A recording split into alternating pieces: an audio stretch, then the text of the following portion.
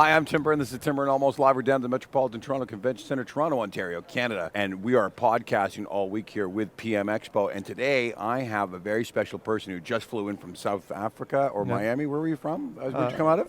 I was in South Africa, and I just literally flew back here to get to the show. Dale Hersowitzh, thank you, and welcome. Thank you. Yardi's is a massive organization. It's huge. Yeah, it is. It's a massive global organization. And you are the VP of Coworking. Coworking, that's correct.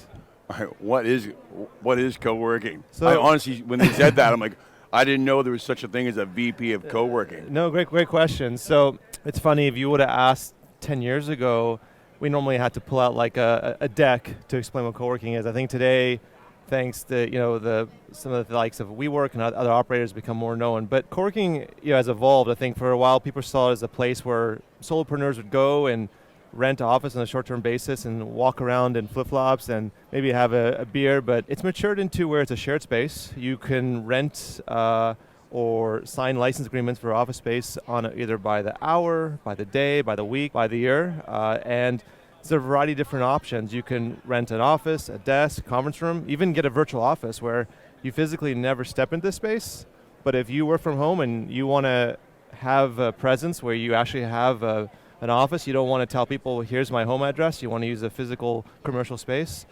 coworking provide that. So it's essentially taking commercial space and created a new version of it on a much more flexible basis, liquid basis. But this was, by the way, I got a bunch of questions for you because now I'm a little more lost, but we'll get there.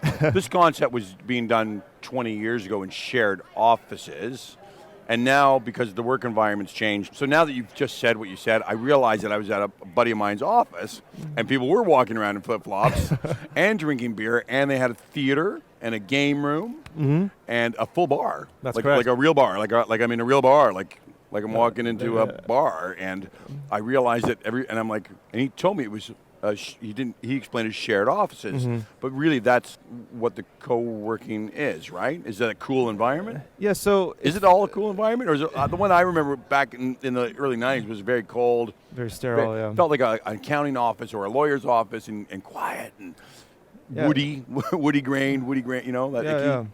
So it's not a new concept. There's a gentleman, Paul Fegent. You go Google him. It started in the Paul Fegent. Okay. He was, I guess, the original founder. And what he created was something. Shared space is just a broad term to describe the overall category. Within shared space, there's a variety of different types of co-working. It started with executive suites, which is very sterile. Yeah. Which everyone knew. Yeah, okay, right. Yes, you'd go in. Suites. It was deathly quiet. Everyone went into their private offices, doors shut. And then coworking came on the scene where you had maybe people walking in flip-flops and tank tops and board shorts and kegs in the middle, and sometimes they'd have DJs spinning. Yeah. And then today there's now, I think, what we call hybrid, where there's operators who are catering to the different types of clientele. So you may have people who want to use it are more professional, larger Fortune 100 companies, and that's not going to work for them to have perhaps, they need a more professional environment. So now there's what's known as workspaces. So it's an in-between between executive suites and co-working. They've sort of taken the best of both worlds. So you do have the private offices, you do have the open plans, so you can essentially, there's create these niche co-working spaces or niche workspaces that are suited to the different type of clientele that they're going after. So you're the VP of this. What do you do? Great question. So it's literally what's your job?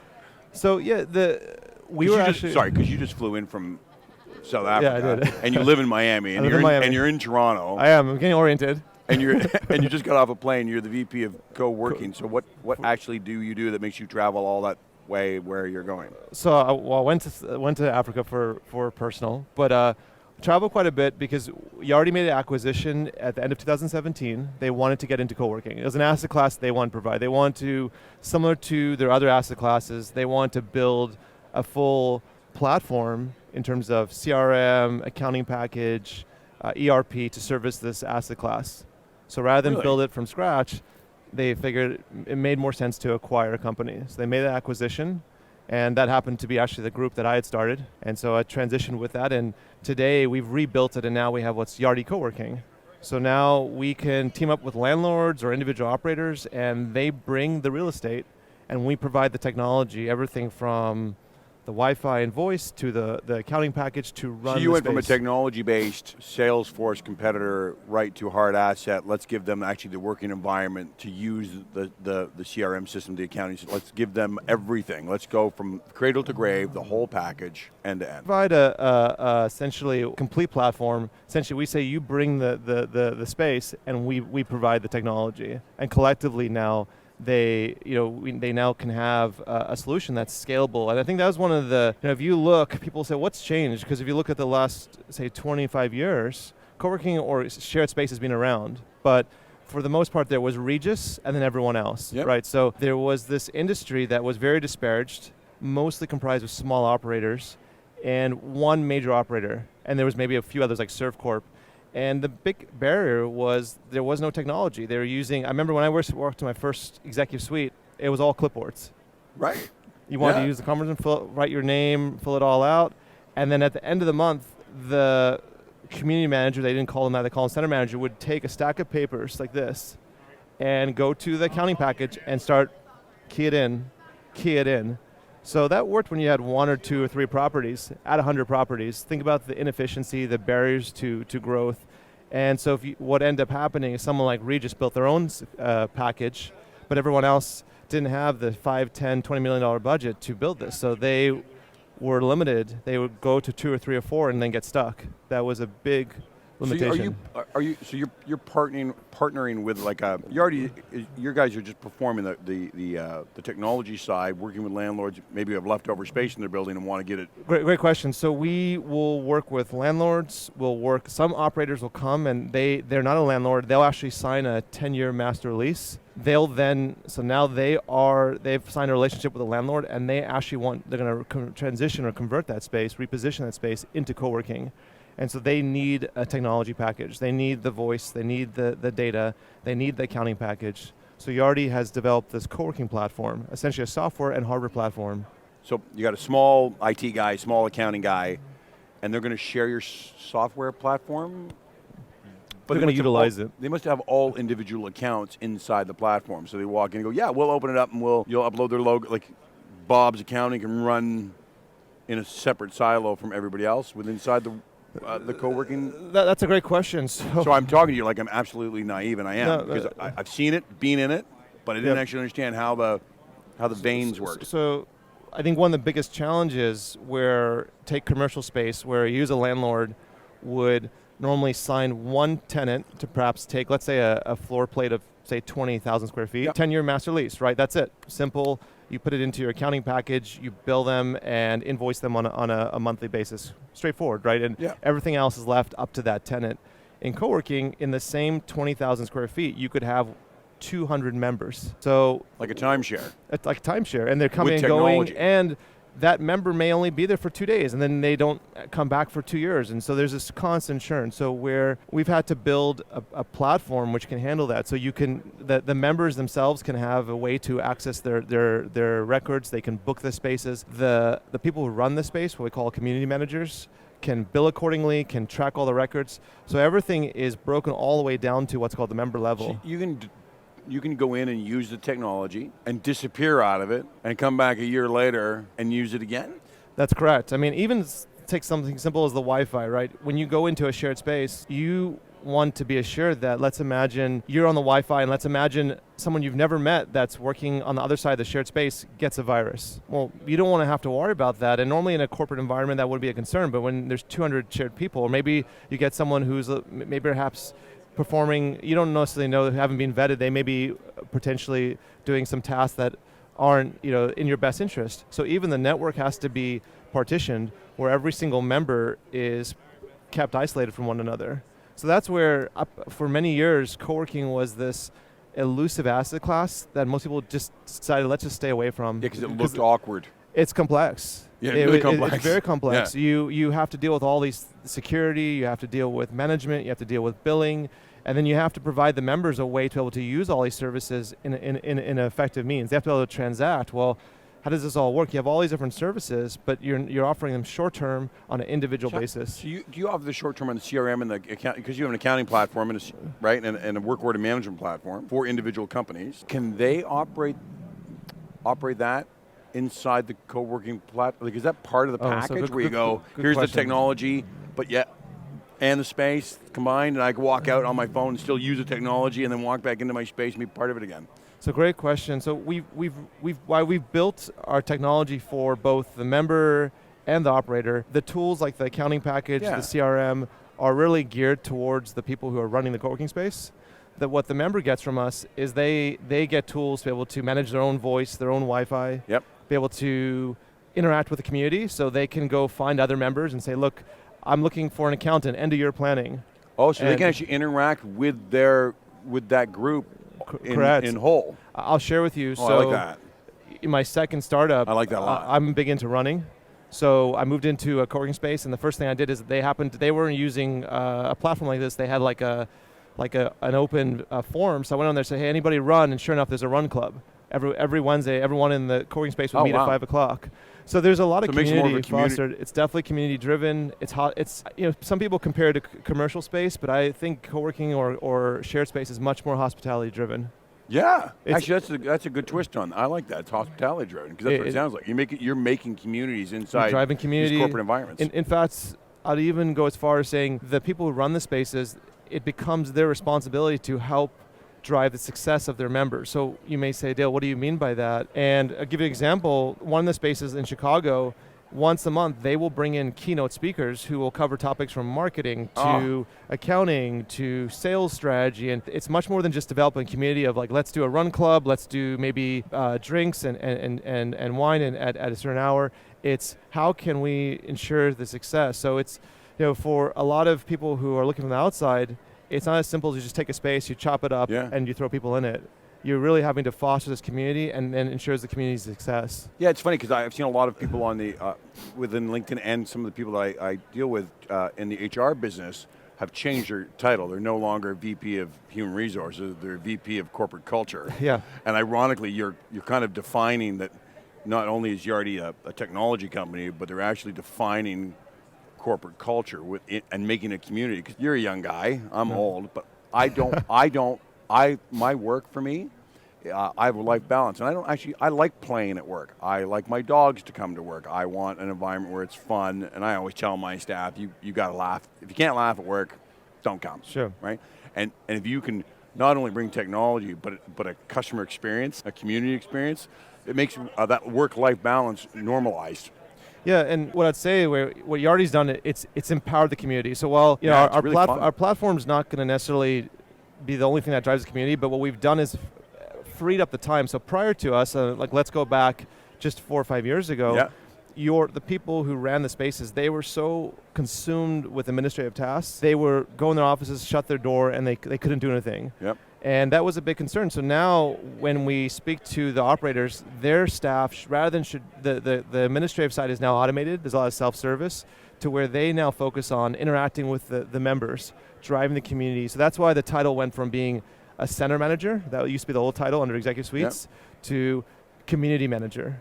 Like a lot. And there's responsibilities. We say that let the software handle the administration, let the software essentially create that efficiency and scalability, and allow the staff who work for the space to really focus on fostering. So what you never did is you never actually told me what you do.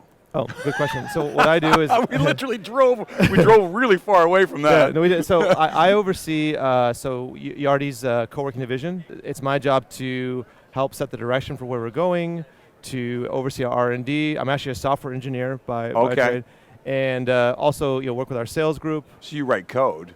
I did. I did. I mean, today more help set the roadmap and some of the high level. The architecture stuff. Architecture, right. Correct. Yeah. But it's really oversee the entire co-working business unit for Yardi. North American, Canadian? Because you're out of Miami. North America, and then we have a gentleman, Neil, who oversees our UK and Asia. So are you leasing space? So great question. So we at Yardi, we don't actually lease space. We provide the software to the individuals who essentially we facilitate. You're providing a community manager who's working in the space. Are you then not tied to the space? Are you not then tied to that? We empower the community manager. We don't actually hire those individuals. So we give them the tools and the software that the community manager would use. So essentially, we're a software and hardware company. Yet you're producing a business model for a GWL or whatever landlord or a WeWork to, okay, here's our software, here's the idealism or the process of a community manager and the running clubs, and we're going to make it work all together. You're actually only giving them the map to organize the business? Great question. Are you giving them a physical business model? Okay, here's the software, here's the business model. You provide the space and the lease, pay us a service charge, but we're going to help you get there. So it's almost like a franchise. Essentially it's a platform as a service, but we are a subway shop. We don't actually, we don't provide consulting on how to set up and run one of these spaces. In many respects, the software has all the tools that it helps guide them. So for example, one of our recently Dallas Cowboys decided to, which is funny, it's a football team, in a very well-known football team. Yeah. They have gone into co-working because they had a lot of fans who wanted to experience that, and so they came in, they're new to the asset class. While we wouldn't go there and write their business plan, we didn't actually lease the space. They happened to take some space in the Star. We provided them all the tools, the software, and the hardware to facilitate it. So they took a floor in one of their buildings, and they hired the team. And then they came to us and said, well, how do we apply your tools? You have this amazing package, and how are we going to use this? And ultimately, they would still need to either work with consultants or gain some industry knowledge. Sure. But the tools are there to where they now can transform this shell, which was an empty space, into a shared space. Right? It's going to foster the community. It's going to allow them to do all the billing. It's going to provide them with the internet and the voice and essentially all those components which are normally be needed. It's going to allow the door access to how they get in and out of the space. Sure, into the card reader and all that stuff, right? But we don't go as far as hiring the teams. We don't actually lay out the floor plans. That's usually left up to them. And obviously, do you work with a company like WeWork? Great question. So we are. I've had a lot of great questions. I just want to say that. Go ahead. Do you work with WeWork? We are right now. We are working with WeWork they're going to be using our commercial cafe product for lead generation, and Regis is actually in that as well. So let's say we right now have about 3,000 properties populated into that product. Really? And there's about 5,000 spaces in the U.S. So we have a large percentage of the market right now. What happened to WeWork this last 6 months? There was a lot of challenges with them, right? Yeah, did that affect your partnership with them? Didn't they have a financial problem? They did, and for right now, they have their own platform to run their space, so they're just starting to use our tool for lead generation, commercial cafe, but I think it's something where they face some challenges as a result of perhaps leadership, but I think that the overall, they've still provided huge benefit to the industry. Somebody came in and rescued that whole thing and made it stabilize it again. It did, and WeWork as a whole, but prior to WeWork, really co-working wasn't a well-defined, a well-known asset class. So the greatest thing they've done for this industry is thanks to their marketing and their PR dollars. You can go anywhere in the world and someone says you're in co-working and they say, I don't know what that is. We just say WeWork. And then I'm like, okay, yeah, we know what you do. Right. Because they've either seen it, walked into one, or visited someone who's in a WeWork. Sure, because the media on it was huge. So they've really brought, I guess the last couple of months, maybe a little bit of not so positive things to the asset class, but they've really established it. Beforehand, co-working was more seen as a trend or as a fad, as a here to stay, whereas today I think now people really believe that this is something that is going to continue. It's a solid asset class, and that most major landlords and REITs are looking at how to reposition a percentage of their portfolio into this. Did you personally apply for the job of VP of co-working? No. Was that did you see this in Indeed and went, hey, I'm gonna apply for the VP of co-working? As part of that. How'd you get here? It was, so as I said, originally I founded a company called One Systems. And this was 10 years ago. I got you. All right. And we saw an opportunity. Co-working was a niche that no one had touched. As I said, we were using from our previous startup some space, and they're using paper and pencil and Excel sheets. And so how'd you end up with Yardi, though? How did that? They came together? Your company? We were acquired by them in 2017. Gotcha. So we built our company for 8 years. We were one of the dominant players globally. And as I said, it made sense. They didn't want to build it, so they decided to buy it. And we were acquired, and I was the CEO of that company, so they made me an offer to continue with them and become the VP for their co-working business unit. That's awesome. Yeah, thank you. That's exciting. No, it's an amazing thing, and I think we're just even greater is Yardi's finishing the vision. We always looked at wanting to build a single connected solution, and we didn't have a full GL package, an accounting package, just the undertaking. That's something that takes years.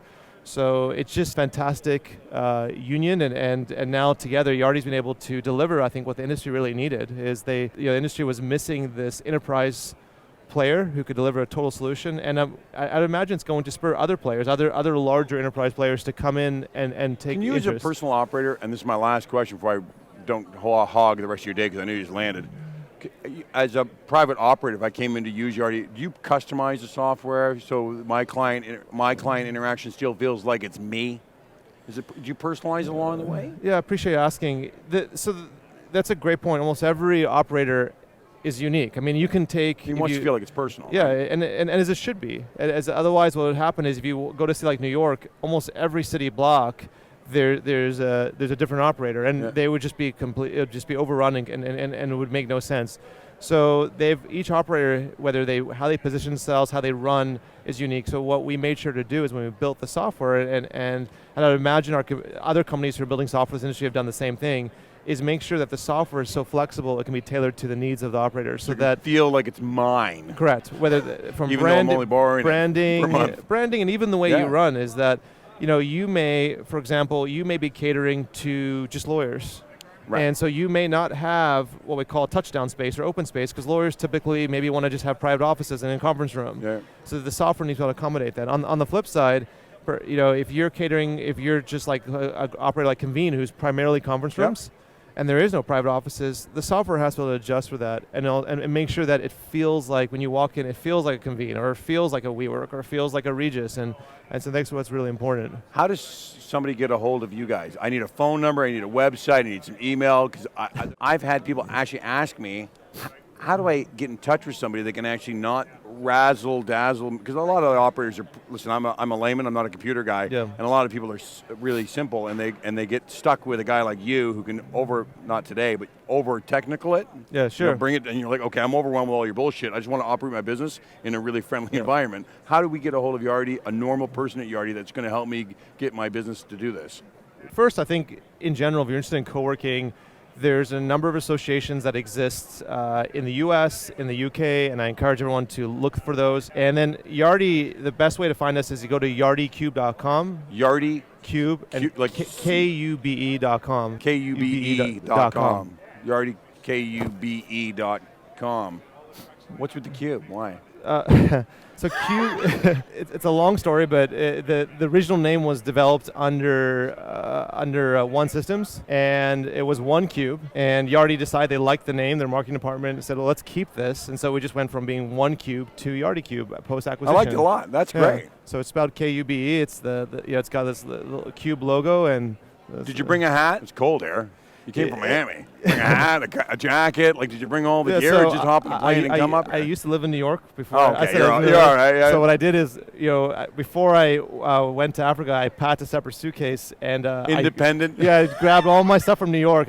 Back in the closet, grabbing the scarf, the beanie, the thick jacket, threw it in. So came back. Right now it's summer in South Africa. Switched out that suitcase, grabbed the other one. What'd you do with the suitcases? Leave them in an airport in a locker? I actually had a 12-hour layover. So I flew into Miami, grabbed the other one, went back to the airport. Really? Yeah. And then grabbed the other bag that you had pre-packed? Yeah, and flew out. How long are you in Toronto for? I'm here till Friday. Oh, and then back to Miami. Man, oh man. Yeah. Dale, thank you so much. Thank you so much for coming on Timber and Almost Live. They're going to go to yardicube.com. Correct. Right? Or if they Google Coworking. They go Coworking, or they can go to just yardi.com and they can find it there. Is there a human on that website on the backside watching people on there? Like, is there a chat room in there? On Yardi Cube, there is a chat, right? So they can go in there, they can chat. And a live body there. Yeah, and as I said, the industry has an enormous amount of information on it, so people go co-working, and I said there's just an enormous amount of content now being published, so if people want to learn more about this asset class, right? I encourage them just to go out there and really look out, and they can always reach out to me on LinkedIn, and happy to point them in the right direction. Dale, thanks a lot for coming on. I'm Tim Byrne. This is Timber and Almost Live down here at the Toronto Convention Center for PM Expo. Take care.